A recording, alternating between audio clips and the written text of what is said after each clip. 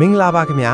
ကျွန်တော်တို့နေထိုင်တဲ့ဒီကဘာကြီးပေါ်မှာကျွန်တော်တို့မတီးသေးတဲ့သိပ္ပံပညာရှင်တွေတောင်အံ့ဩရတဲ့ထူးဆန်းတဲ့တရားဝါတွေအများကြီးရှိပါတယ်ဒီနေ့မှာတော့တဘာဝတရားရဲ့ဖန်တီးမှုတွေထဲကစိတ်ဝင်စားဖို့အကောင်းဆုံးနဲ့အထူးဆန်းဆုံးတရားဝါ၅မျိုးအကြောင်းကိုပြောပြပေးသွားမှာပါပထမဆုံးတစ်မျိုးကတော့ချစ်စရာကောင်းတဲ့မျက်နှာပိုင်ရှင်အောက်ဆိုလိုတယ်ပါမက္ကဆီကိုနိုင်ငံရဲ့ရေကန်တွေမှာပဲတွေ့ရတဲ့ဒီတရားဝါလေးကိုရေထဲကနဂါးလေးလို့လည်းခေါ်ကြပါတယ်သူရဲ့ထူးခြားချက်ကတော့စူပါပါဝါရှိတာပါသူရဲ့ခြေထောက်အမီးဒါမှမဟုတ်ဦးနှောက်နဲ့နှလုံးအစိတ်အပိုင်းအချို့ပျက်စီးသွားရင်တောင်အမာရွတ်မကြံပဲအသစ်ပြန်ပေါက်နိုင်စွမ်းရှိပါတယ်ဒါအပြင်သူတို့ဟာအရွယ်ရောက်လာပြီမဲ့ငါးအစ်စ်မှာပဲအသက်လုံးနေထိုင်သွားကြတဲ့ထူးဆန်းတဲ့မျိုးစိတ်ဖြစ်ပါတယ်ဒုတိယတစ်မျိုးကတော့မျက်စိနဲ့မမြင်ရတဲ့တာရီဂရိတ်ပါသူ့ကိုရေဝက်လိုလိုလေးခေါ်ပါတယ်သူကကဘာပေါ်မှာအတန်မာဆုံးတရားဝါပါဘလောက်တောင်တန်မာတယ်လဲဆိုရင်စူပွက်နေတဲ့ရေထဲမှာအလွန်အမင်းအေးခဲတဲ့အခြေအနေမှာပြီးတော့အောက်ဆီဂျင်မရှိတဲ့အာကာသဟင်းလင်းပြင်ထဲမှာတော့အသက်ရှင်နိုင်တဲ့မသိနိုင်တဲ့တရားဝါလေးပဲထွက်ပါတယ်တတိယကတော့ဩစတြေးလျတိုက်ကလာယာငှက်ပါ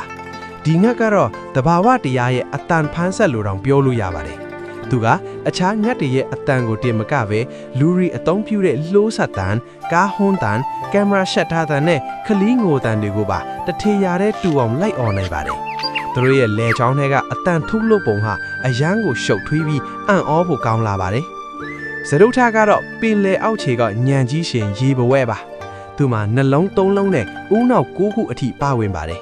အဓိကဦးနှောက်တစ်ခုအပြင်သူ့ရဲ့လက်တံတစ်ခုချင်းစီမှာလည်းတီးတန့်အာယုံကြောင်းစနစ်တွေရှိနေတာပါ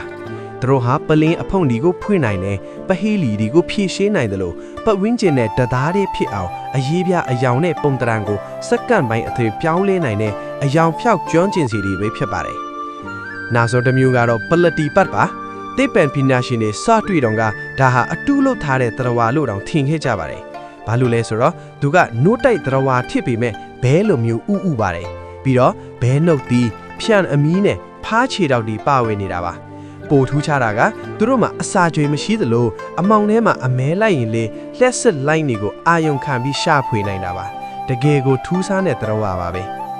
အခုပြောပြသွားတဲ့တရားဝါ၅မျိုးထဲမှာတငယ်ချင်းတို့အကြိုက်ဆုံးကဘယ်တရားဝါဖြစ်မလဲကွန်မန့်မှာရေးပေးခဲ့ကြအောင်နော်အခုလိုစိတ်ဝင်စားစရာအကြောင်းအရာတွေကိုအမြဲကြည့်ရှုဖို့အတွက်ကျွန်တော်တို့ရဲ့ channel လေးကိုလည်း subscribe လုပ်ထားဖို့မမေ့ပါနဲ့ဦးနော်အားလုံးကိုကျေးဇူးတင်ပါတယ်နောက်ဗီဒီယိုမှာပြန်ဆုံကြမယ်